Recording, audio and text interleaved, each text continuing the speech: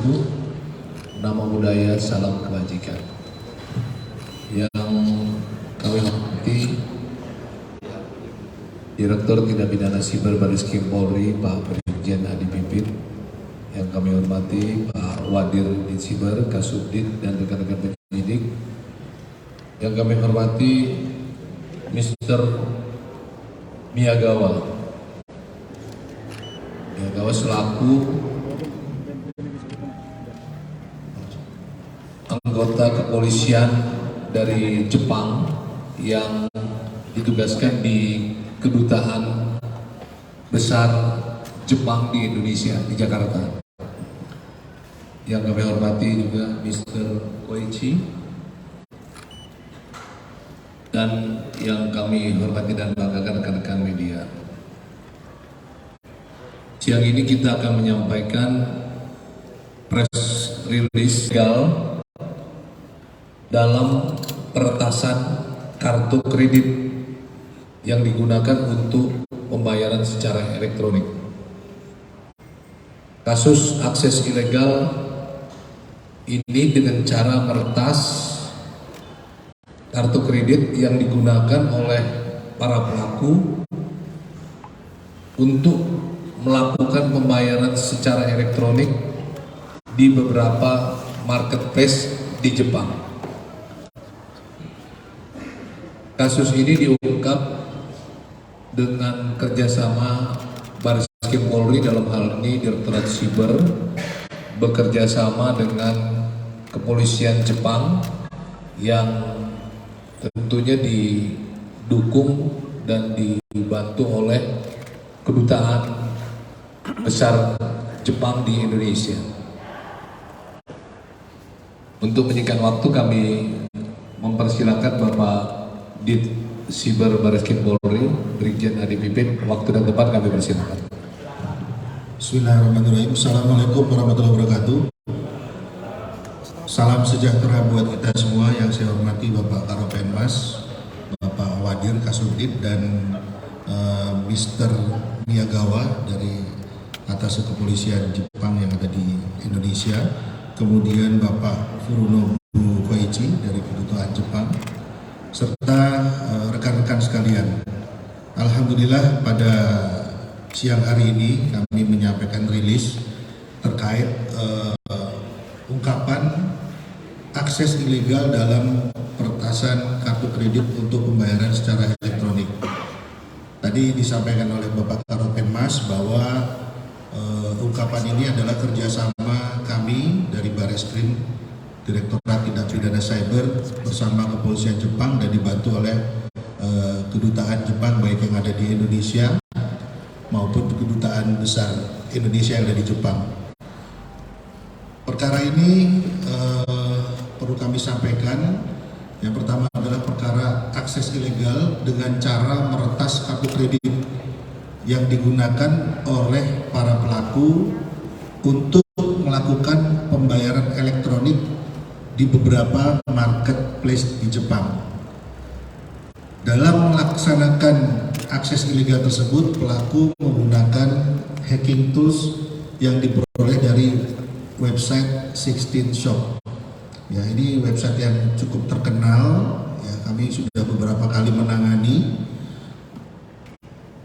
Adalah suatu penyedia hacking tools yang cukup populer di dunia hacking.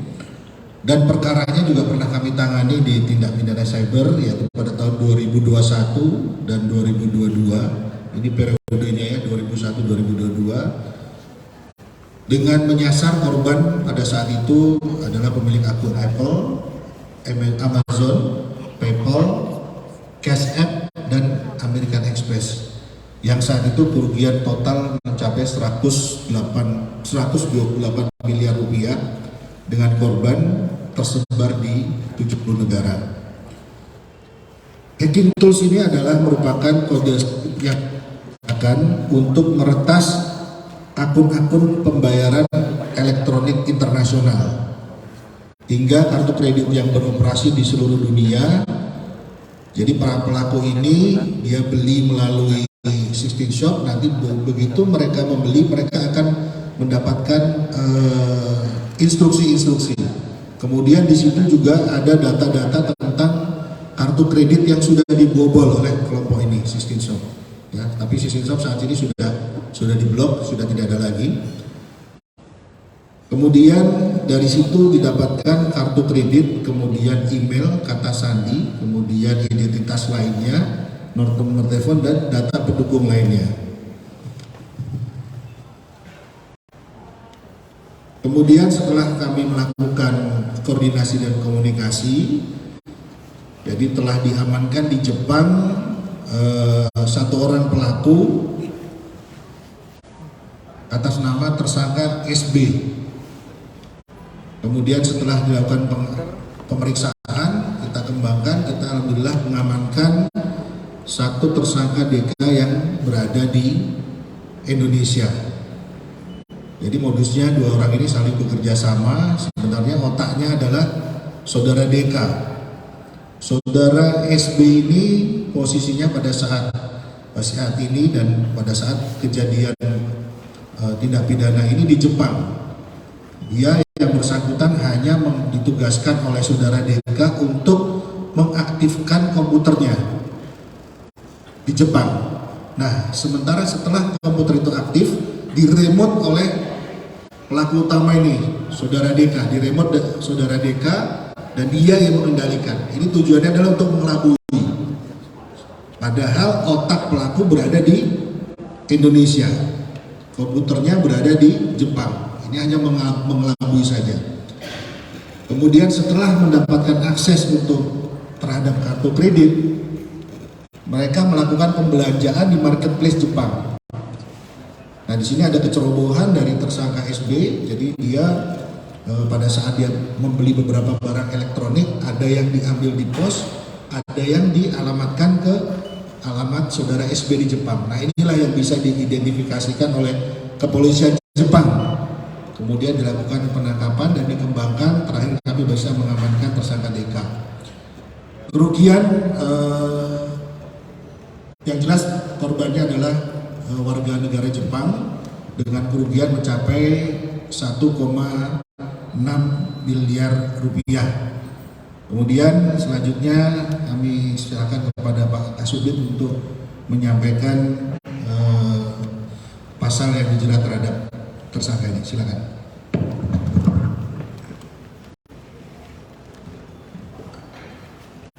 Mohon izin Bapak Direktur, kami lanjutkan. Rekan-rekan akan kami sampaikan terkait dengan persangkaan pasal yang kami sangkakan kepada tersangka DK yang kami tangkap beberapa waktu lalu di Jogja. Untuk yang bersangkutan dikenakan pasal 46 ayat 1, 2, dan 3, junto pasal 30 ayat 1, 2, dan 3 Undang-Undang ITE. Pasal ini adalah terkait dengan illegal access dengan ancaman hukuman penjara paling lama 8 tahun dan denda paling banyak 800 juta rupiah. Kemudian pasal yang kedua adalah pasal 48 ayat 1 junto pasal 32 ayat 1 Undang-Undang ITE. Ini terkait dengan modifikasi informasi dan dokumen elektronik untuk ancaman hukuman paling lama 8 tahun dan denda paling banyak 2 miliar rupiah. Kemudian pasal yang ketiga adalah pasal 51 ayat 1 junto pasal 35 Undang-Undang ITE. Ini terkait dengan manipulasi data seolah-olah data tersebut adalah data yang otentik. Ini dengan ancaman hukuman penjara paling lama 12 tahun dan denda paling banyak 12 miliar rupiah. Kemudian kami juga persangkakan dengan pasal pidana umum yaitu pasal 363 di KUHP terkait dengan pencurian dengan ancaman penjara paling lama 5 tahun. Demikian, Jenderal. Terima kasih.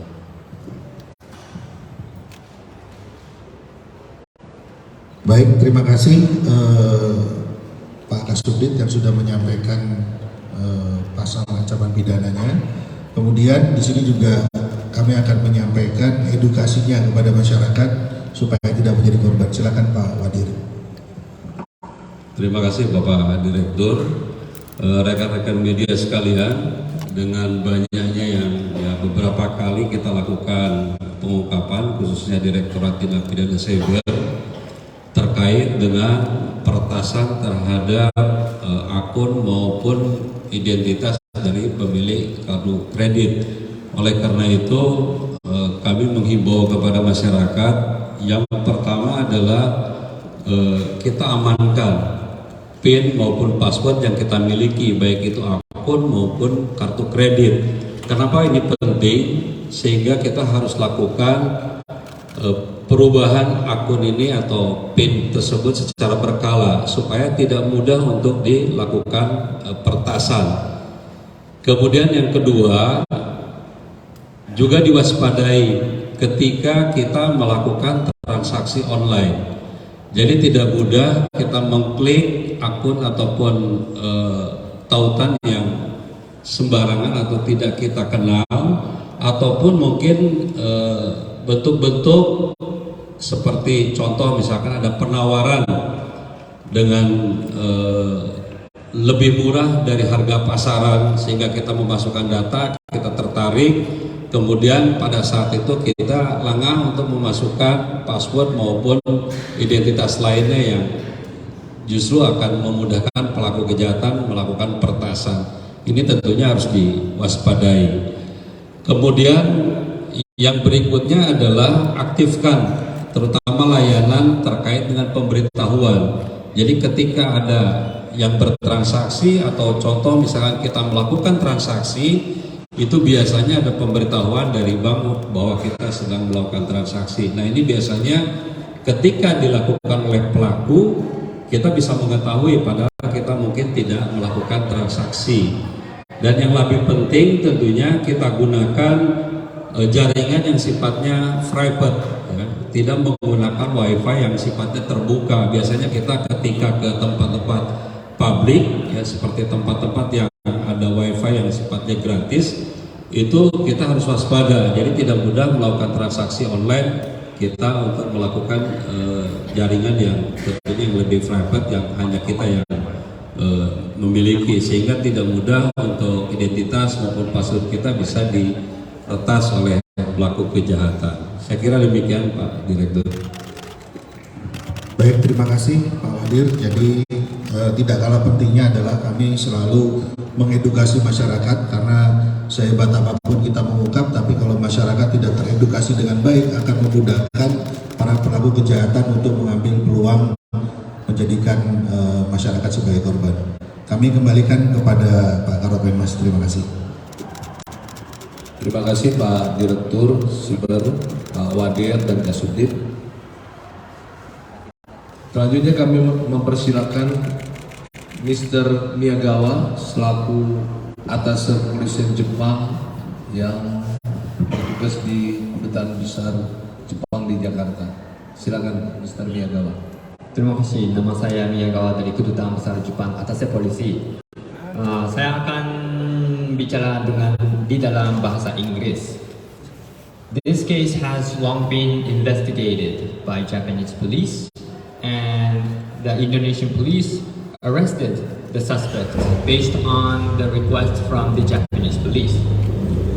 On behalf of the Japanese government and on behalf of the Japanese police, I would like to express my gratitude to the Indonesian police.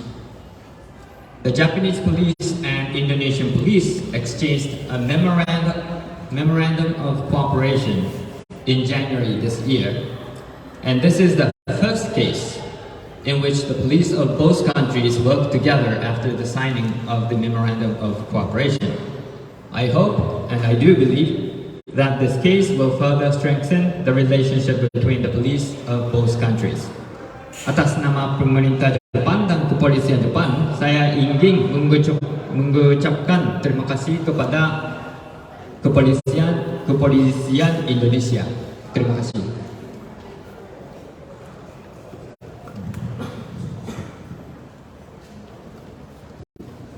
Baik, terima kasih Mr. Miyagawa. Selanjutnya kami persilakan rekan-rekan media untuk bertanya. Silakan.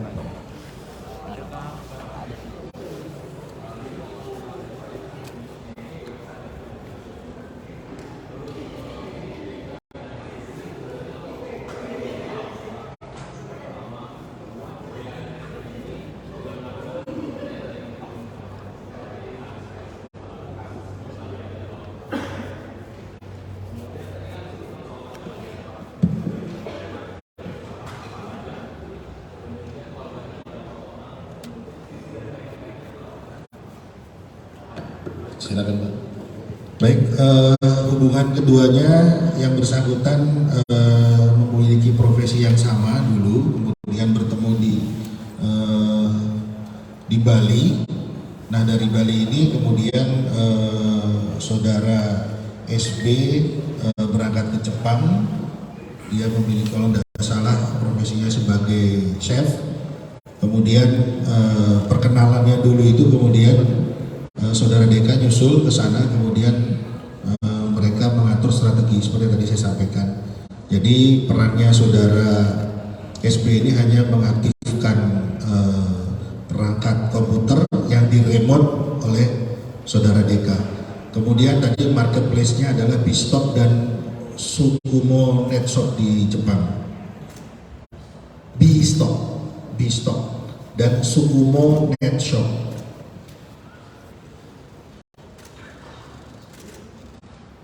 Jawab ya. Baik. Selanjutnya silakan. Korbannya yang melapor di kepolisian Jepang ada 8 orang, tapi ada kemungkinan mungkin bisa lebih banyak lagi ya. Kita masih melakukan pendalaman lagi, terutama kita masih melakukan digital forensik terhadap perangkat komputer yang ada kita amankan pada saat kita melakukan penangkapan terhadap pelaku. Ada kemungkinan ada korban-korban lain. Kartu kreditnya silakan Pak Kasubdit. Jadi untuk kartu kredit yang digunakan memang untuk tools dari Sising Shop menyasar ke sana, tapi untuk perbuatan dari DK maupun SB menyasar langsung pada akun-akun di marketplace yang dijelaskan oleh Pak Direktur tadi.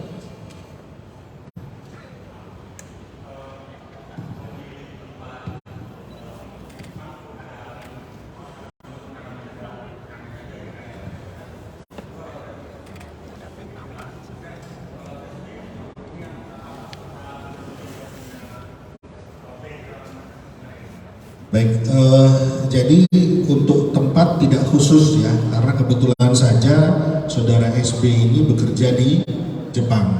Kemudian tadi saya sebutkan pertemuan mereka di latar belakang dengan samanya profesi, mereka sama-sama sebagai DJ profesinya pada saat di Bali, disc jockey DJ ya.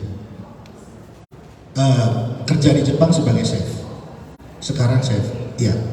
Mungkin kesamaan, ya mungkin yang satu profesi, yang satu mungkin hobi saja.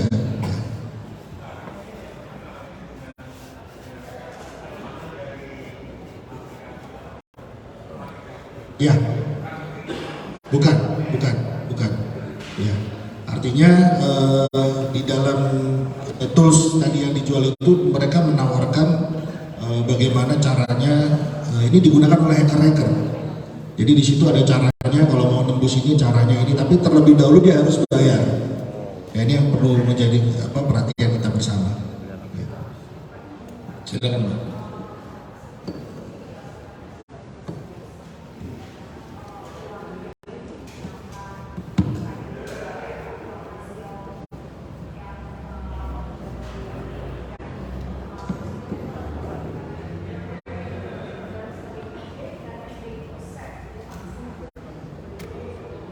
Ya baik, jadi untuk alur hasil kejahatan setelah mereka melakukan penipuan terhadap, jadi kasus ini berulang dari laporan dari 8 orang kepada kepolisian Jepang. Dia tidak merasa membeli barang, ya tidak biasa membeli barang, katakanlah ada barang elektronik tertentu. Nah ini para pelapor tidak merasa beli, tapi kok dapat tagihan. Nah setelah ditelusuri oleh kepolisian Jepang menemukan saudara SB ini karena pernah dikirim ke alamat saudara SB.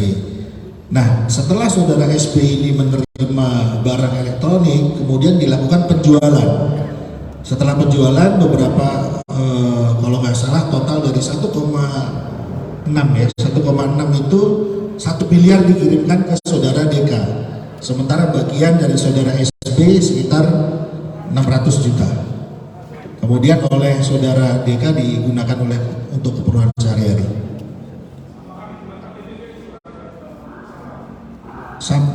Kita kenakan TPPU. Mereka kenal tahun 2016, kemudian melakukan ini sekitar tahun 2021, periode 2021 sampai sekarang. Betul.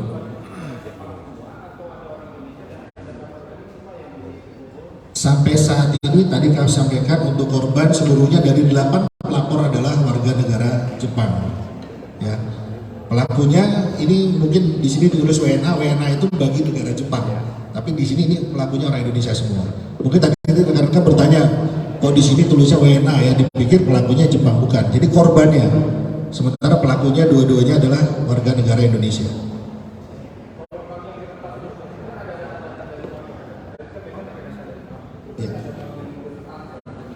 Jadi bukan bank ya, mungkin kartu kredit.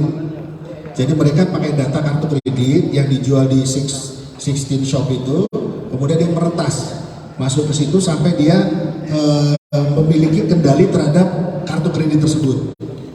Jadi begitu dia tahu username, kemudian nomor kartu kredit, kemudian ada CCV, nah itu dia kita sudah kuasain itu, kita bisa transaksi di marketplace. Ya, betul. Jadi perbankan di Jepang.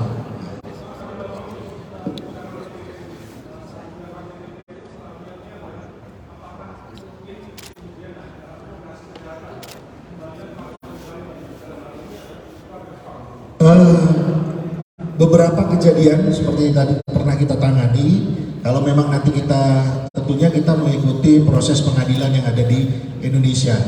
Ya, tapi kita tidak serta-merta menyita terus kita kembalikan. Tentunya semua hasil sitaan yang kita sita itu adalah pro justisia dan kemudian harus ada keputusan hakim yang tetap. Nanti akan masalah mengembalikan adalah nanti keputusan dari hakim. Apakah hakim nanti setelah disita ada beberapa barang mungkin yang sempat dibeli oleh yang bersangkutan kita sita, contohnya misal mungkin ada handphone atau mungkin ada perangkat komputer dan itu memang memiliki nilai yang tinggi, pada saat disita nanti kita menunggu hasil keputusan dari hakim apakah itu nanti dikembalikan ke warga negara Jepang atau tidak.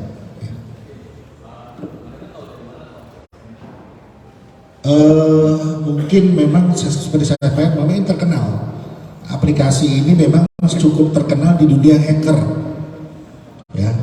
Nah inilah tugas berat kami untuk ternyata di dunia maya untuk menjadi penjahat itu disediakan caranya. Nah ini kami mengawasi ya, disediakan dia harus bayar, nanti dari bayar itu dikasih tahu langkahnya step by step.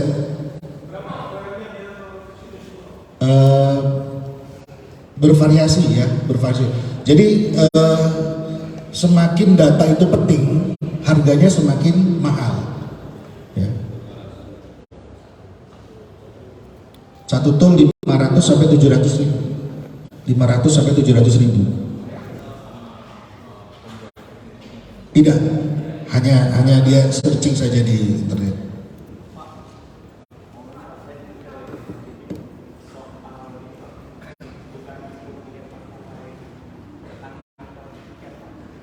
Ini nanti ya setelah ini. Ya ini nanti mungkin ditutup dulu sama beliau. Nanti tenang. Saya kasih waktu bebas nanti ya. Ya.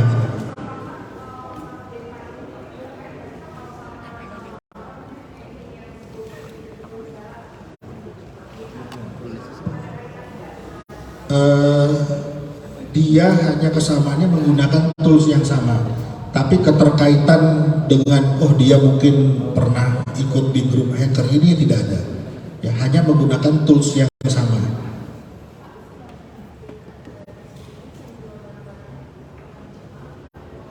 Di Jepang.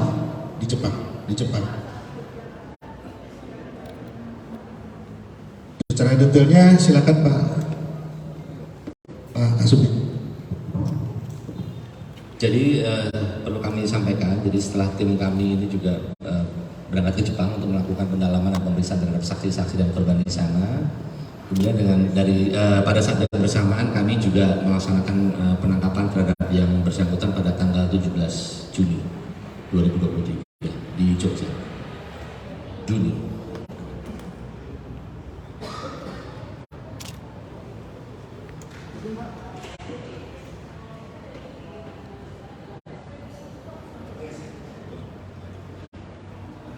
Oke, cukup ya? Satu lagi ya?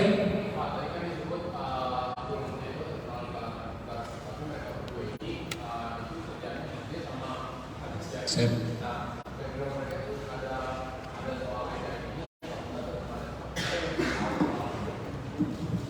Ya, jadi berdasarkan hasil keterangan yang bersangkutan, memang mereka ini juga penggiat di bidang komputer, hacking dan hal semacam itu. Jadi mereka juga mempelajari dan mereka akhirnya membeli dan menggunakannya dalam perkara ini. Ya, tentunya mereka pasti akan tergabung dalam komunitas-komunitas tertentu ya. Tapi seperti yang disampaikan Bapak Direktur tadi, kita juga sudah menangani perkara terkait dengan 16 Shop ini sudah 3 perkara. Jadi ini rangkaian dari perkara tersebut.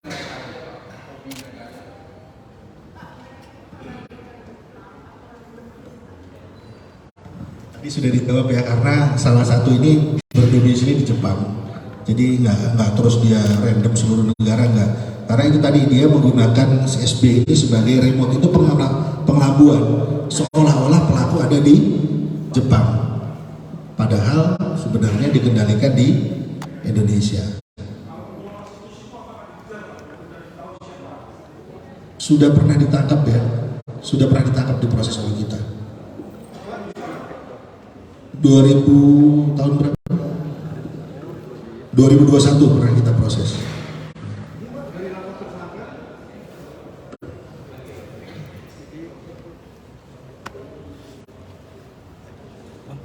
tahun. Enggak sekarang. Laki-laki.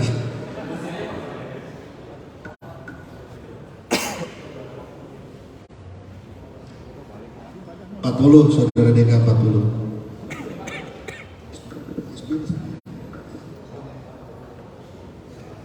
Sama, kelahirannya sama, 40.